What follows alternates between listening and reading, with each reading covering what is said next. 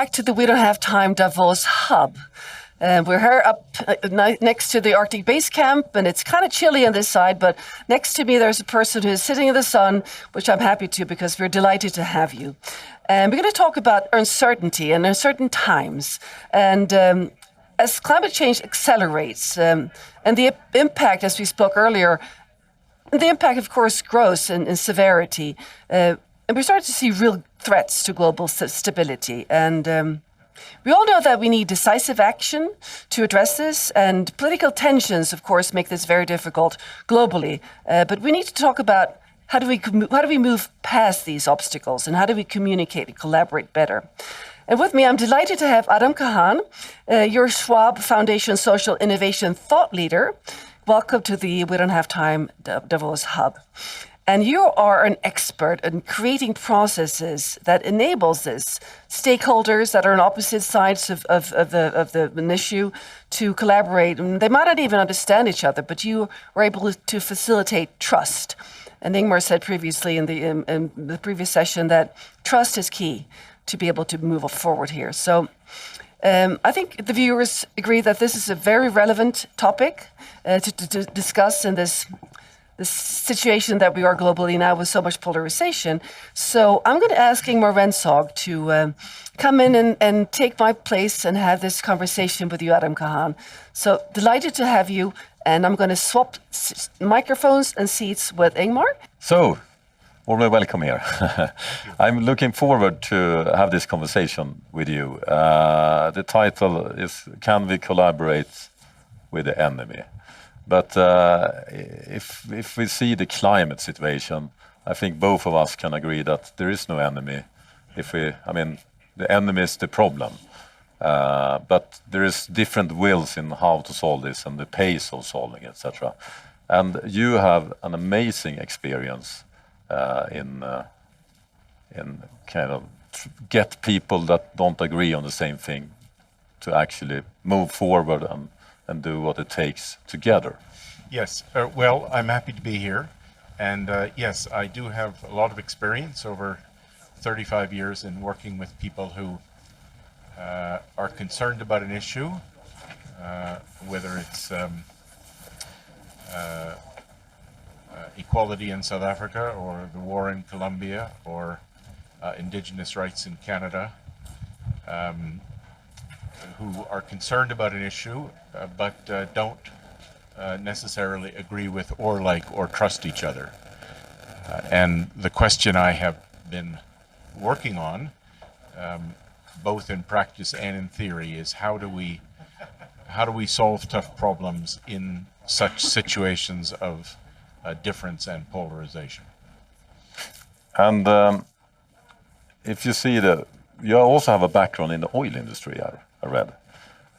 So I'm very interested to see, can we get the oil sector, that you have experience from, can we have them to actually help us move forward, and how can we do that? Yeah, so I worked for Shell 40 years ago, so that's it was a while ago. That's quite a long time ago. But even then, in the late 80s, working on scenarios for climate change, so have been involved in this issue for a long time. I think there's two ways forward here, and depending on which you think is feasible or which you want to put your energies towards, you would take a different approach. One approach is to say our opponents are our enemies, whether that's whether you consider that to be oil companies or the Trump administration or the Chinese, to say these are our enemies and we're going to try to mobilize forces to defeat them. I'm not objecting to that strategy. It's a perfectly reasonable strategy. There's to try to get a political and financial and popular support to be able to prevail over those that you consider your enemies or opponents. The problem arises, what if that doesn't work? What if you can't defeat those who you're opposed to? And that's what I'm focused on, is in such cases, how can we move forward with, rather than only against, those who have different perspectives or interests or positions. And that's how we also can move forward in the climate agenda. Well, I think both strategies are at play. Can you apply them on the same time? Yes, I think you can apply them at the same time. I think often different people, or even the same person at different times, is on the one hand trying to force their view on their opponents, and at the same time trying to collaborate. I don't think it's a stable or that there's one right way. Yeah. But what I'm interested in, and what I've devoted the last 35 years of my life to, is if you're trying to collaborate with those who see things differently, how do you do so? And what I find problematic, and have been noticing a lot these last few days, is as soon as you set the other up as the enemy, this in a way makes it harder to move forward. This creates rigidity in ourselves and others, resistance, and makes it harder to find new ways forward. It's what I notice. The thinking I notice a lot in the conversations the last few days is, I'm happy to collaborate with them if they will agree with me and capitulate in advance. And I think this is not a very promising approach. No, so we need to be honest, approach honest. We don't agree with each other, but we have different standpoint, and is there common ground a little bit? Yes, or we see things differently, we have different interests, perspectives, strategies. We're not going to agree on everything, or maybe not on most things, but where is there some common ground? Where can we try something? How can we move forward? How can we begin to do things together with trust, not as a precondition, but as a result? With solutions, agreement on solutions, not as a precondition, but as a result of moving forward together. So, if I interpret what you say, we can often helping having those portraying the other side as they're totally wrong, but that opens up to have some diplomacy. Maybe other actors can do the diplomacy, and we can by that push and move things forward. Do you see that dialogue can help, like public dialogues that we do here? Should we invite like 3 oil companies to the next panel? Can that be kind of the methodology? I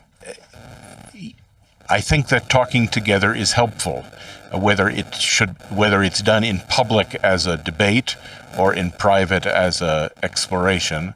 That's a tactical issue. I think both can be.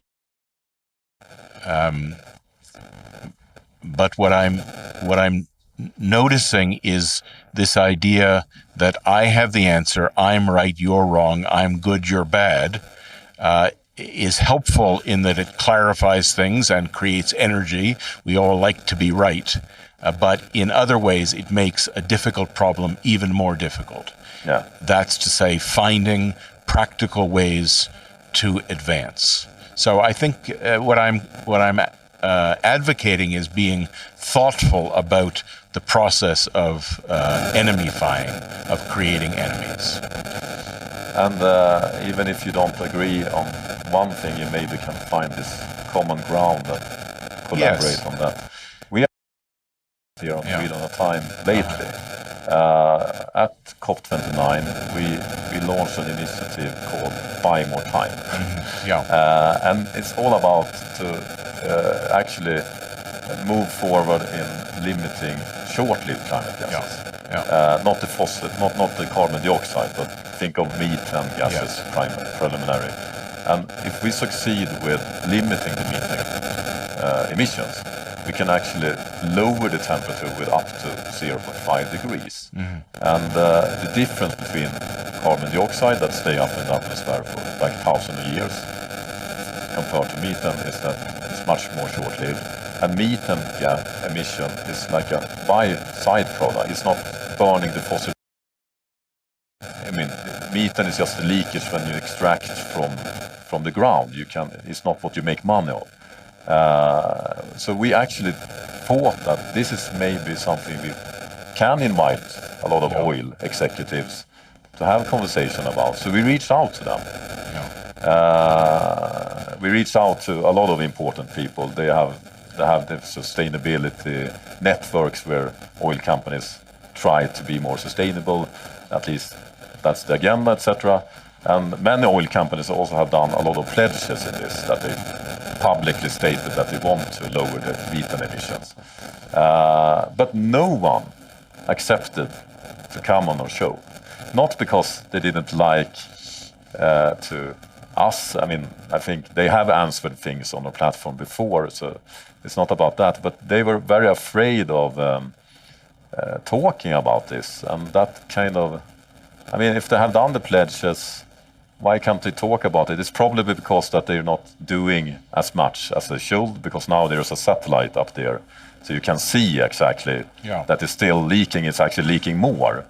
But still, I mean, hey, come on, we can talk about it, because they want to do it, they maybe not doing it good enough, but why do you think that they, I mean, the context here is that many in the climate movement are portraying that the oil companies are the enemy, but can it also be the opposite, that they see people like us, or here at least, to be the enemy, and they are afraid of having the dialogue from their side?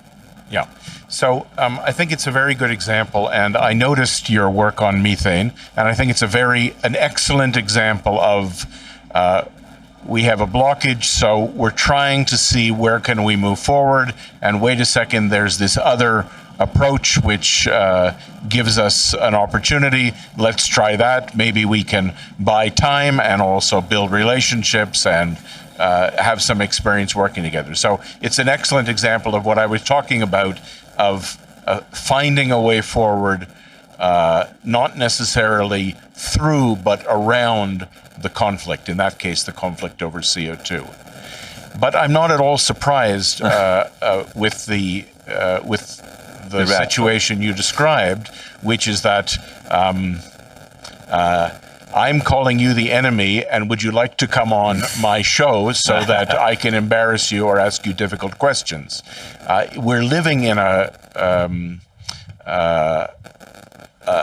media and a social media and a political context where every statement can be amplified or used against. I'm involved in the World Economic Forum, and one of the panels I'm on this afternoon relates to diversity, equity, inclusion. And I notice that on that subject also, many corporate participants who have been working for years in this field are reluctant to appear on a public panel. That I assume that they find it more prudent to do what they can, but not necessarily in the limelight. So I think the point about all of this is there's a benefit to polarization. It clarifies, it energizes, it mobilizes. But there's also a downside to polarization. It rigidifies, it drives apart, and yes, it creates hesitation on both poles. So in order to make people comfortable to, be in the spotlight in front of the cameras, are you saying that it's a big need of doing a lot of more, talks in closed rooms without cameras, to kind of prepare for being more friendly in the public? Can that be a kind of way, log out from the social media and start talking with people that you don't agree with, just human by human, without the cameras? Can we is that maybe the solution to lower the polarization and create more common trust in general. So yes, I'm not saying there's one solution, but yes, what you have just suggested is how I and my colleagues in Reos Partners have done all of our work. All of our work has been in private, away from social media, enabling people to talk and connect personally and on the issues, and talk about the differences and see where they can find a way forward. And that way forward may later involve public actions or public statements, but that's not where creative and innovative work is done. It's not that sitting on a panel people are going to say, oh yes, I can see. On the contrary, the limelight encourages us to state our existing position that we've carefully crafted from a PR perspective and a legal perspective. So think about a different way and try something that they haven't tried before with maybe unfamiliar partners that they're not sure they can trust, that they think is risky, then that needs to be done in a safer space than this setting. So maybe the recommendation to people tuning in here, and especially people now in the United States, where you have, maybe the most polarized society currently, is to turn off social media, turn off the stream, talk with your neighbor, talk with your colleague or family member that you don't agree with, and do that deliberately more on scale, and maybe that will help us moving us forward. Is that something? Yes, but I think there's something that comes before that, which is to listen. Yeah, of course. Because we imagine, okay, I'm going to have a session with my neighbor or my family member or my professional opponent, and I'm going to tell them this is the truth, and they have to listen to me, and why don't they agree, and this is where they're wrong. And I don't find this the most constructive way to start. I think what is a more workable way to start is to really try to understand, why is this person thinking and saying and doing what they're doing? I may understand it and still disagree, but it's only when I can understand why are they doing what they're doing and approach them with a modicum of respect and openness and curiosity that maybe we can open a crack to seeing a way forward beyond the black-white, good-evil polarization, which is getting, I think, worse and worse. The problem is that the need for collaboration is increasing and our capacity to collaborate is decreasing. And in this gulf, we have climate disasters and disasters in so many other spheres. So, your recommendation: start listening to each other. That's more important than just talk. Well, again, I'm not saying there's one thing that everybody has to do. It's but useful. You're very tricky. You're like, I say this, but I also say that, and I also say that. No, but that's it's not tricky. What I'm saying is we have choices. We have options. There isn't one right way. This is useful. These public panels are useful. These declarations are useful. These mobilizations are useful. But the option that I am focused on and devoting my energy to is how can we listen and talk and find new ways forward. But what I'm trying to say is we have choices here. There isn't one right answer. So, but if I ask you a last question here, it's important to do many things. What should we not do?